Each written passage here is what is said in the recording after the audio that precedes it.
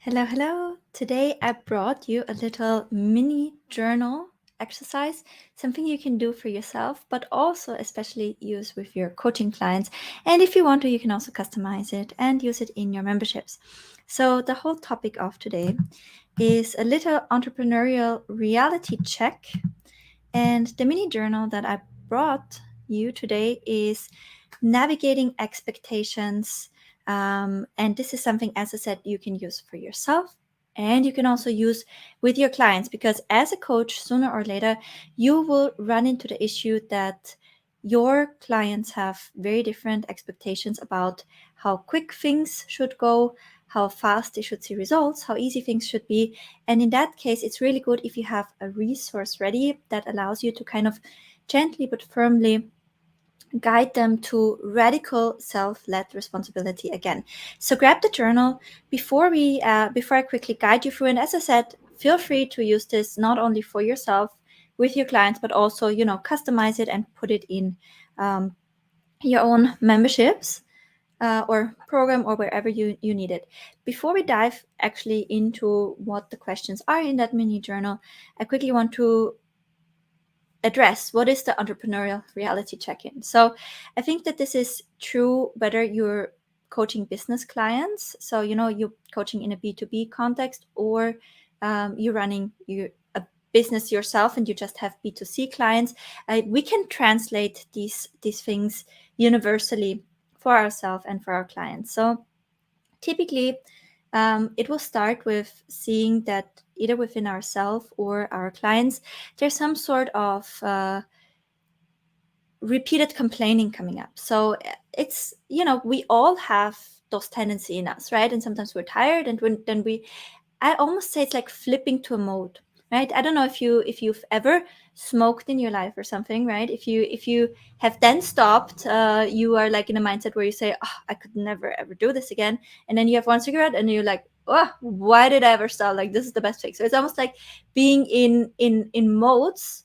Also, we're often in mental modes, right? So we're either in an upward spiral or in a downward spiral, and sometimes little triggers can put us in one or the other spiral. So with the complaining mindset, I see that very, very much in my clients, and I can, the ones that I'm seeing for an extended time, I can really see within them, like it can, in the first 5 seconds of our call, I know exactly on what lane they are. By the way, let me know if you can hear me, see me, and of course, if there are any questions. So what is the complaining mindset? There's some typical things that they exude or that comes through the pores, and one of the things is probably one of the biggest ones is, all of this is so hard and so difficult, and all of this should be easier, right? The reality is, in entrepreneurship, no matter what challenge we want to accomplish in life, everything that's worth pursuing, or many things that worth pursuing, the challenges, the goals that we set for ourselves, they are inherently challenging, right? So instead of fighting with reality, and that's something where I'm really often talking to myself, I'm like, okay, young lady, are you fighting with reality? Because this should be harder, this should be easier, there shouldn't be people copying my stuff. Yeah, nice, but that's not what's happening, right? So instead of complaining about this, which actually robs me of all my power, I rather love to think, okay, I have a reason why I started. So I reconnect with my why, and each of these challenges is an opportunity for growth. And very often, when we encounter challenges, this is actually what we need to learn to not only overcome the specific challenge right now, but to actually make it to a whole new level. So in every challenge, there is a big opportunity to really grow, which is the exact kind of growth that you need to be tall enough to go with the bigger rides. So embrace it, right? And that's something that I'm often saying to myself. Plus, there's no benefit to being frustrated about it and say it should be different, because again, that's just not how reality is. And I rather live in reality land and make myself clear it is what it is, and I can choose to accept and make the best out of it. But if I'm staying in the complaining zone, right, nothing moves. There's always something. That's also something I hear so often, right? There's always something, right? So for some reason, we have the expectation that once we reach a certain point in life or in business, then it stops, that new things pop up. But I have to tell you right now, the more you grow, actually, the more things pop up, right? Because you're more out there, you have more touch points, you receive more, but that's also because you send more things out, which is why you receive all kinds of things back. So the truth is that where you're working towards, it's not that there is a point and then there's not always something. There's always something. There's always something, and you can never run away from that. Okay, so yes, there's always something. That's the nature of life. That's the nature of running a business. Again, we can choose to complain, or we can choose to prioritize and delegate. Okay, so always something can also mean that, and always something will change, right? Things that were always something and super, super meaningful for me like 3 years ago, that would have crushed my day, if not my week, they're now just a daily, I have a team member who helps me with that, right? And you trust that you'll become more able to manage the always something, but don't have the expectation that you'll reach a point where it will go away, because you won't. Okay, another thing is there's so much competition, right? Yes. Yes, there's so much competition, but what I also want to say, that's something I discussed on today's hot seat. There's always competition. The better you get at communicating what you do, the more you put yourself out there, the more relevant you become in the market, the closer you move to the conversation. So your lens for competition, you'll see more of the competition because you finally start to get in the right circles. You finally start to have the right relationships. You finally start to have the right conversations. You didn't have that before. So now all of this seems really, really amplified. But what's also true is that competition validates that there is demand for the market and that there is demand for what you do.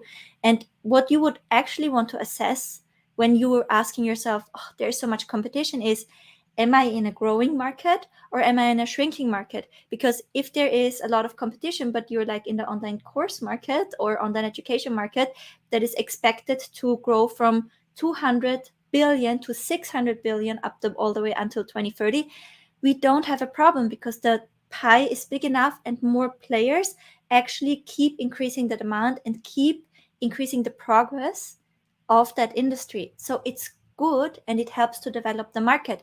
And even if you don't agree with me that it's good and it helps to develop the market and it helps to professionalize and it helps to make better products for the customer and it helps to increase the value overall, even if you disagree with me and you're like, that sounds all nice, but I don't like competition, then again, you can do that, but you're still fighting with reality. And the fact that you're upset about competition being out there changes nothing about competition being out there. So instead of complaining, find and amplify what's truly uniquely yours. What are your strengths? What is your zone of genius? Try to shift and restructure your life and restructure your business in a way that you can live as much time as possible in your zone of genius, doubling down on that unique value proposition. That's a much smarter use of your time than complaining about competition.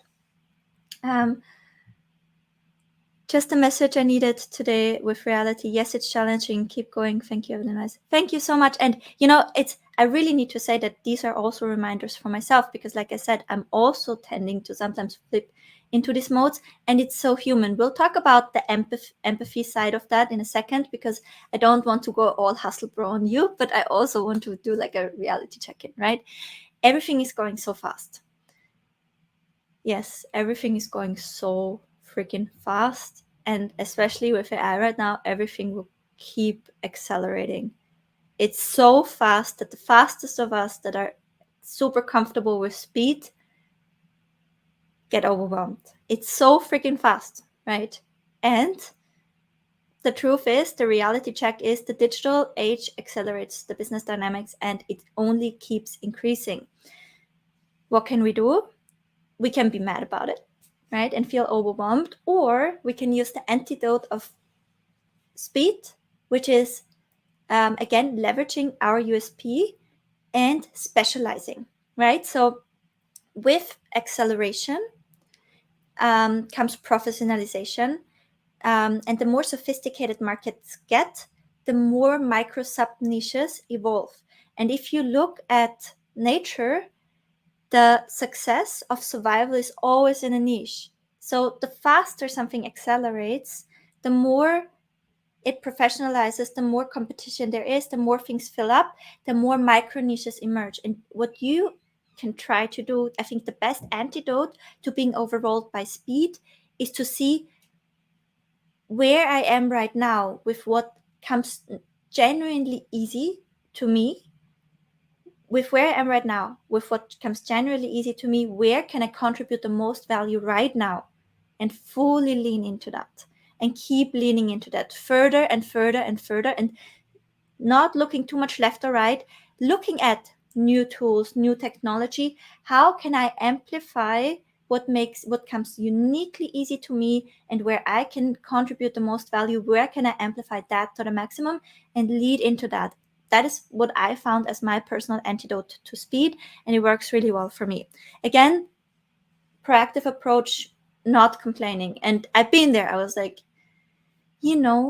sometimes the music these days, I wish it was like back in the 90s, because now I finally understand my parents when they said like everything used to be better back in the days. So I really started to notice in myself like deep desire for good old days. And I think that happens with overwhelm because of increased speed. And to me, that has been the perfect antidote. Then another thing is my coaches aren't good enough, my advisors aren't good enough, my courses aren't good enough, right? So where's the line, right? You have not, when you hire a coach, when you buy a course, when you buy a digital product, you bought that knowledge, you tapped into someone else's experience. If they created it, I hope the right way, they will take sometimes years of experience, condense it into something that you can consume in the matter of days, weeks, sometimes months. But if that's month and that has been years and years and years, especially if they co-worked with other clients, even more experience, and you can consume that condensed, that is already a huge asset. You didn't hire a done for you service, right? And if you did hire a done for you service, you still cannot necessarily expect that they will bring to life exactly what you want to manifest, right? It's not possible. There is a certain unique, genuine effort that is actually quite big. When I say certain, it's a lot of genuine, unique, consistent effort that needs to go into manifesting something as big as your own business, right? That it's like, how many hours does it take to paint a really, really good painting? If you are a phenomenal painter, it takes you a few days, but it takes you actually longer because it took you probably a decade or a couple of decades to get to the point where you can paint a good painting in a couple of days. That's a difference, right? So it takes so much consistent effort. And that's also something I hear people saying, now I have to scrape everything and start from scratch again. Yes, because usually the first time you paint the painting, it's not good enough, right? So it's you have to scrape it because that was just a vehicle to practice the skill of doing that. You cannot expect to paint for the first time and crank out a masterpiece. It's because you need to do it, and then you need to do it again, and then you need to do it again until you can do it to the point where it's good enough. And I'm sorry, we can again fight with reality, but the market will decide what's good enough and not we. And everyone has to go through that. Another thing that I hear so often is others have it so much easier than me. You don't know about others, when they started, what they went through, what background they have to be able to acquire that skill. And maybe they even were born with it. But then again, then it's just facts. Should we now start fighting with reality about who was born with what? Where does that lead us, right? So again, it's every niche, every person has their own challenges. By looking left and right, by comparing, by complaining about that, by complaining about having to scrape things and start over, we're not acknowledging that the scraping and the starting over, it's not that we're working on the output, it's our work on the output that's shaping us and that makes us capable enough to do the work to the level that it's required, right? So it's honoring that what we just did and what we just scraped was nothing more than the dumbbell we lift to train the muscle, to form us. We did that because that work shaped us, not because we thought that the outcome would be perfect in an ideal world, if that makes sense. So you can complain about having to do things over and over again, or you can right away from the beginning say, this is a practice piece, this is a practice piece, this is a practice piece, and one day your practice pieces will be good enough. But that's just reality, and everyone has to do it. That's how you learn a skill. Everyone sucks first. I try to start golfing.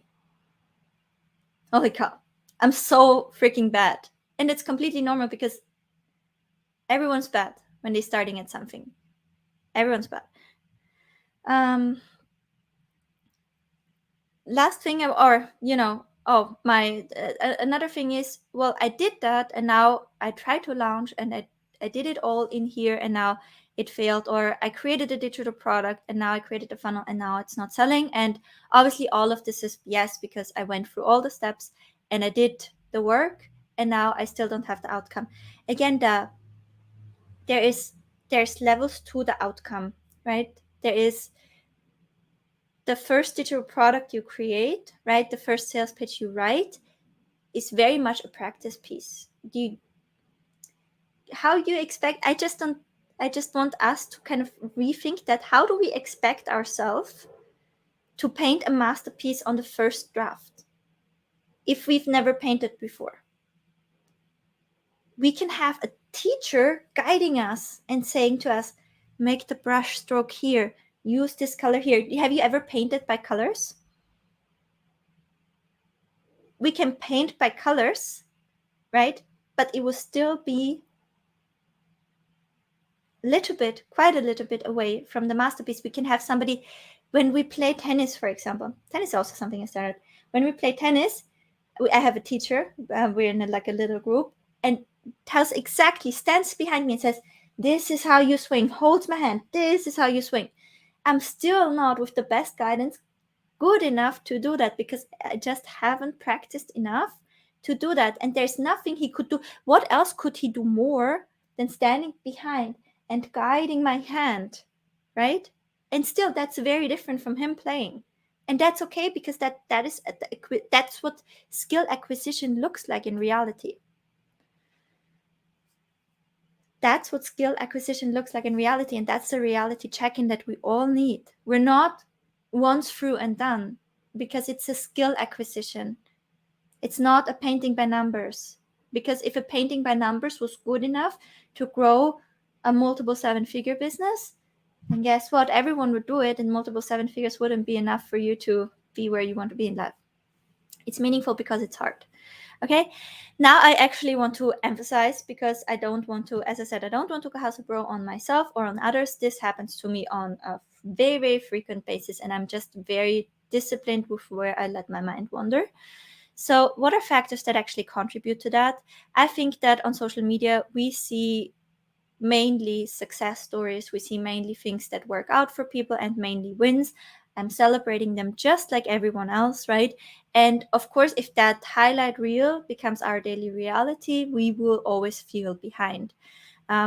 Very often, especially in the beginning of our business, we don't have the support that we wish from the ones we would need it most for, right? So there's a huge pressure of kind of proving ourselves and justifying why we're spending all this time doing this. Oh no, I lost my camera. Just 1 second.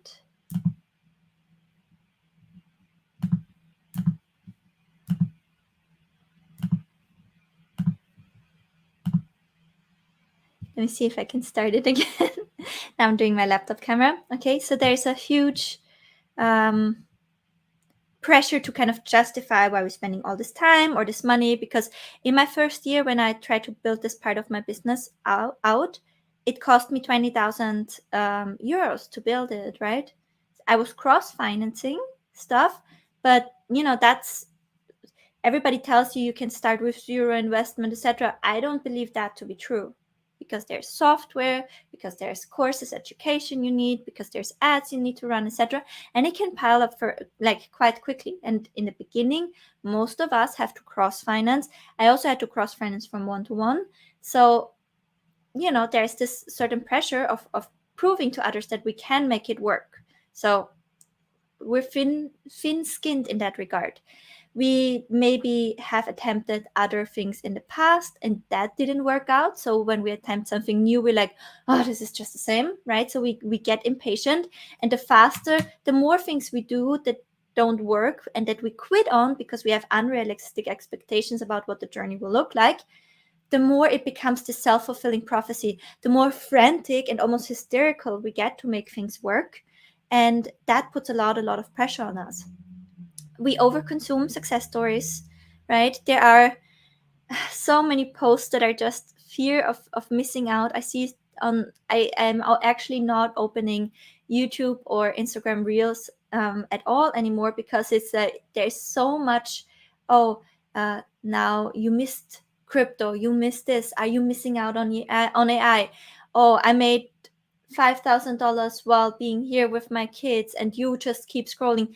There's so many posts out there that are just designed to push our buttons on fear of missing out, that it's so hard to stay focused on what we actually wanted to do, because we're like, I'm over here, I'm doing the thing, I'm seeing a little progress, but it goes through like really slow. Shouldn't I be doing the thing shouldn't I not be selling the master resell rights course that made this random person on the internet $40,000 in the last 3 days? Because I should probably switch to that, right? So we're constantly thrown these things in front of our eyes. And especially if you're trying to build up a business, you are fully in the algorithmic trap, right? You're in a rabbit hole and you get served this kind of content all day, like with the fire hose. So it's honestly, I have to put it away.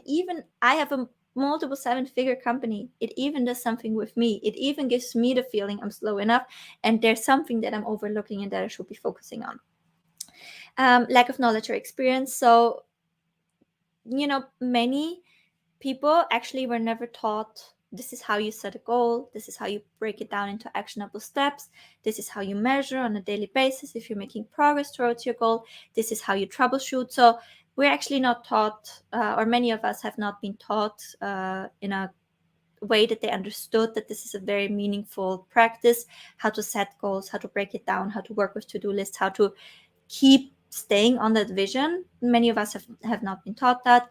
And of course, if we have been taught that, if we have that understanding, often we're so perfectionistic that it slows us down. So there are many things that kind of contribute to this complaining mindset. And I want to, before I now dive into the mini journal with you, quickly share some realizations with you that might be helpful. So many shiny objects, it's brain F.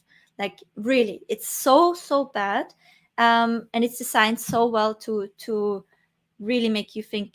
I had that with crypto so much. I had, when crypto was coming, I had the fear so much, and now suddenly everyone was changing their profile pictures to some monkeys or women. I was like, am I like an idiot? Because I mean, everywhere people were making money, and everywhere people were saying, oh, if it goes down, I'm just buying more. And I was like, am I an idiot? Like, am I missing out? And I was so often like on the verge, but I was like, okay, I just can't, because I have to serve my members. And eventually I didn't do it. Like, I didn't get into it. And now the bubble kind of bursted, and I know way too little about crypto. If you're an expert, if it worked for you, like, I'm happy for you. And I don't want to talk it down, but I saw a lot of people in my immediate environment losing a lot of money as well. So I would have probably, with the level of experience that I have in this field and the amount of urgency that I felt from all the FOMO posts, I would have just gone in and do something silly. So I know that I would have potentially also wasted money. A good advice is to invest your time and money and energy into things where you're familiar with. I'm familiar with building, knowledge-based businesses and digital products. My time and money will be best invested in doing that, because this is where, I'm savvy. So I will not go somewhere and start messing around with some new affiliate opportunity or whatnot, if I'm not familiar with it, because I can't even estimate if it's feasible for me, if it makes sense, the amount of time it needs for me to de-risk this and validate that. I can already spend that time and energy somewhere else where it actually creates a bigger leverage for me. So that's also, I think, something to really keep in mind when it comes to FOMO. Realizations I had that hopefully help you. Growth is incremental. So very, very rarely any skills or projects leap forward in huge bounds. Most progress that you'll make is the result of steady, small steps. And here's the hard thing. The hard thing is that you don't feel the progress. You don't feel the reward. I don't know if you are familiar with the marshmallow test. So this is where they gave children the opportunity to eat a sweet, a candy, a marshmallow now, or get double if they waited a certain period of time. And they kept observing the kids over the year, and the kids that were able to delay gratification usually were the most successful in life. So if you are able to just keep doing the work and delay gratification, your success, in my opinion, is inevitable. But it's so hard because sometimes you have to go for months without visible progress, right? Or what you would see as progress. I think for me personally, when I did the thing that I said I'd do, so for example, now I said I want to live stream every day. It's my 5th day, I think. I think I'm making progress because I'm keeping my word to myself, and I don't want to look at even the views it gets or if it does anything for my subscribers. For me, progress is if I can be consistent with something. So you would want to think about shifting your goals and setting goals even, right? Also, realization is everyone's journey is unique and different. So if you compare your progress to someone else, especially because you know so little about them, right? Because you just saw them on social media and you just listened to their highlight reel and to their after, it can be so misleading. And it can, again, make you feel behind. And when we feel behind, we get hysterical. And when we get hysterical, we make dumb, short-sighted decisions, right? So stop comparing. Everyone's journey is completely unique. And the more you zoom in on what makes you unique, where your zone of genius is, where you can provide the most value, the faster you'll move. Mistakes are a learning opportunity. I truly believe that that's so cheesy now, right? Mistakes are learning opportunity. I would have never invented coaching mini membership method if I would have not prematurely increased the price of my membership on my winning funnel, and with that broke it. So I had a winning funnel for my Funnels Ads Pro membership. I was going from 0 to 100 members in a month. Then I raised the price on a whim without thinking it through, without testing. And because I boldly shouted that out into the world and I wanted to stay within integrity, I didn't reduce it down. And I struggled for almost a year to get it back to performance. But that mistake actually led me to the discovery of the coaching mini membership methodology. So the urgency with the mini on the front end and the scarcity with the, not urgency, the impulse buying behavior, and then the urgency with the main on the back end. This basically unlocked my growth to 7 figures, and it built the foundation to where my business is today. I would have never discovered it if I wasn't called to correct my mistake. So every mistake is a potential opportunity. Good things take time. So finding that solution took from January till September, August, September. August, I had the idea. September, I was able to implement. And then it unfolded all its goodies up until November. So that's a year, right? Good things take time. I think a year is actually pretty fast. So, take your time. It's whether it's building relationships, skills, your business, every good outcome takes time. The more you can focus on just building the skill, figuring out the thing, and don't worry about time, the faster you'll get there. Patience is self-compassion. So being hard on yourself for not achieving something fast enough can be really, really detrimental to your health and to your well-being. It just takes the time it takes, and that's okay, right? You just sharpen the skill. Embrace the journey of, if we want to go back to that painting example, becoming a good artist. Isn't that beautiful? Do you think, like I said, Even when you paint the most beautiful masterpiece that you could ever give birth to, tomorrow there will still be another issue coming up. That's life, right? And if you delay all your happiness to later because you can't love the process, I can tell you that that place feels really empty. Some of my lowest points happened after I achieved a huge milestone, because there's this inherent promise that once you get there, it will be good.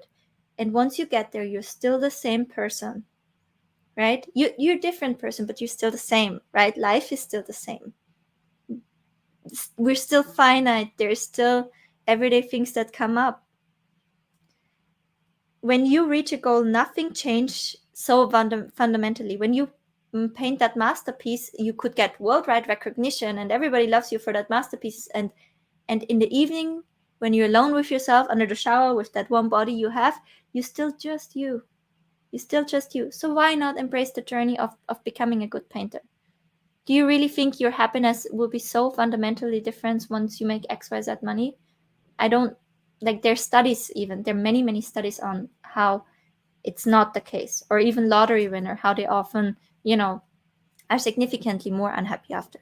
So embrace the journey, please. It matters a lot more than the destination. And again, if you're so hyper fixated on the outcome, and if you're so frustrated with every piece of work that you do, revisit what's working there within yourself, where you're fighting with reality, and readjust.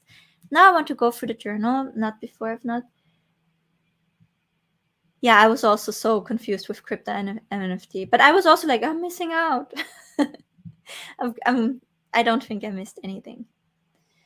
Okay, so now let's go in through the journal. Okay, so whenever you feel like, you're super frustrated, it's a good sign that you might want to navigate and manage your expectation. Actually, I should call it managing expectations mini journal. Okay, so what you'd want to do when you're super hyper frustrated with yourself, or when your client is super hyper frustrated with the process, these are the questions. Reflect on a recent situation where you felt particularly frustrated and impatient. What were your expectations, right? So really try to dig out what was the expectations that were not met that led to this frustration. Write down your major goals and the timelines you've set. Why did you choose this specific timeline, right? So why did you say, I'm frustrated because I wanted to work through this and have my business like to that point in a month? Why did you choose a month? And was that realistic? So why did you choose the timeline? What did you base that timeline on? What does success in that regard mean to you? How might have your definition of success for this particularly endeavor led to you being impatient about it? Did you actually define it? Or very often we actually rush into things. We just know that by the end of the month we want to be this far, and then we're not this far, and then we're like super frustrated. Where did the month come from, right? And what particular did we want to achieve, and was it realistic? Very often we have vague expectations that are working within us that lead to that frustration, and we actually never took the time to sit down and plan out a realistic goal and reverse engineered from that realistic goal the steps, right? So look at today or the past week. What small steps did you take towards the goal? Be honest with yourself. Did you actually even plan out steps, or did you get up and stumble into the day and watched a few YouTube videos here and there, and went into a few Facebook group and then continued working on something? Or did you have an idea spark from the shower gods and decided, today I need to crank out this thing, and now the last few days you did nothing but working on this thing, but you actually are not sure how it actually fits overall into your business strategy right now? So be honest with yourself. Was there an organized effort even? Or was there no organized effort? Because if there's no organized effort, how can you even be frustrated in that? Because there was, you didn't say you were doing something, and then eventually you didn't do anything because you didn't have that discussion with yourself about what is even the goal. So now we're circling around orientationless, doing something that might have felt productive but was more busy. We cannot be frustrated about that not leading to a particular outcome, right? So it's about creating awareness around how you held yourself throughout those days. Think about a recent mistake, or reflect on a time when you were comparing your journey to someone else's, and how that made you feel impatient. Again, try to see through if that frustration is coming from you witnessing other people's progress and making assumptions about how long it took them to get there or how much effort it took them to get there. And also, again, critically think about, is that justified? Like, am I running on the right assumptions, or am I just seeing the outcome and not the work or the journey that led into it? Then think about a recent mistake or failure. What did it teach you? So now we're trying to find something positive here. We're trying to find opportunity. Imagine your life and goals 5 years from now. So what does this look like? So now we're going actually back into perspective. Recall a moment of impatience. What would be a more patient response? What would a more patient response have looked like? List 3 things in your current journey, not outcome, that you're grateful for. Okay, so things on the journey that you're grateful for, not outcomes or achievement that you're grateful for. So this question is here to bring your focus back towards embracing the doing rather than the outcome. So becoming really outcome independent and more focusing on becoming journey focused and process focused. And think of a role model demonstrating strategic patience. What can you learn?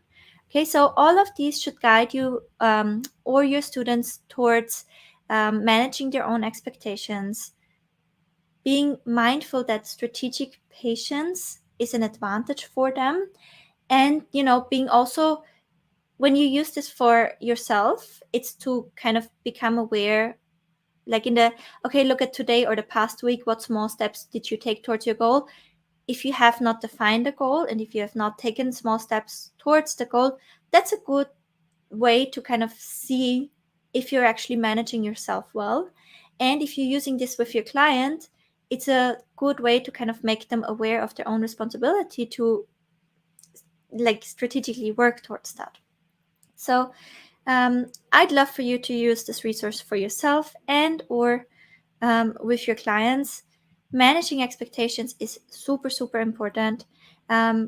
When you feel like a client is in this complaining mindset, maybe try to make them aware of how it's harming them, right? Because as long as they're complaining, they're still fighting with reality. And as long as they're fighting with reality, they are robbing themselves of the opportunity to see the options that they have for proactively making a change. So try to assess, are they complaining? Yes. If they're complaining, what are they complaining about? Are they fighting with reality? Gently make them aware of that, right? In an ideal world, you would want to make them aware by telling an example for when you were fighting with reality and how that kept you stuck. And then analyze with them, okay, let's just for now try to accept this as is, as a given, right? Let's not fight with it. We can later, if we still find that to be helpful, go back to be annoyed about that. But for now, let's just put those feelings aside. Let's put it out here. Let's play a game. Let's pretend it's a fact. If that is a fact, something we cannot change, no matter how desperately we want to change it, if that's the fact, what options do we have in this reality to change? Assemble options. When you have the options, see, okay, what is most likely to work based on the things that are most likely to work. What does feel most aligned with you as a next potential step? Okay, what goal can we define from that step? What action steps can we reverse engineer from that? What's a realistic timeline for each action step?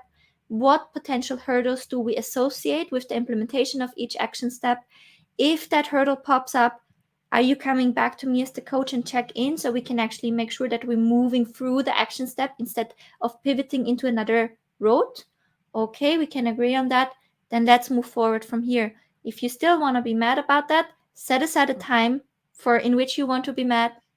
And then after you were mad for set time, let's go back to the action steps. Okay?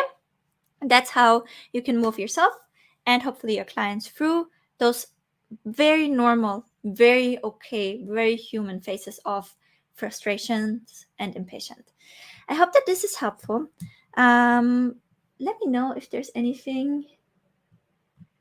Love this mindset session, much appreciated. It'll serve me and my clients. Absolutely. And be also vocal about this and also call yourself out as like I said multiple times throughout the session, I'm one of the first people that is impatient with things. So I really had to work with myself a lot to be able to better manage myself in that regard.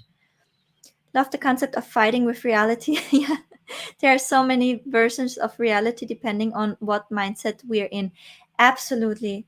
But I think when we say reality, if we're in that complaining mindset, and we're saying like it shouldn't be this hard, it shouldn't be this difficult, right?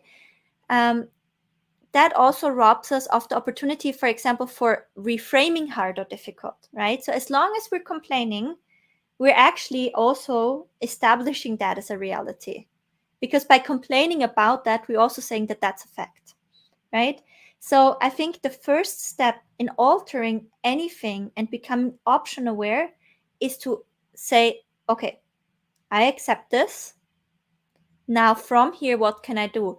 And reframing that is totally an option, right? But for that, the first thing that needs to stop is the fighting.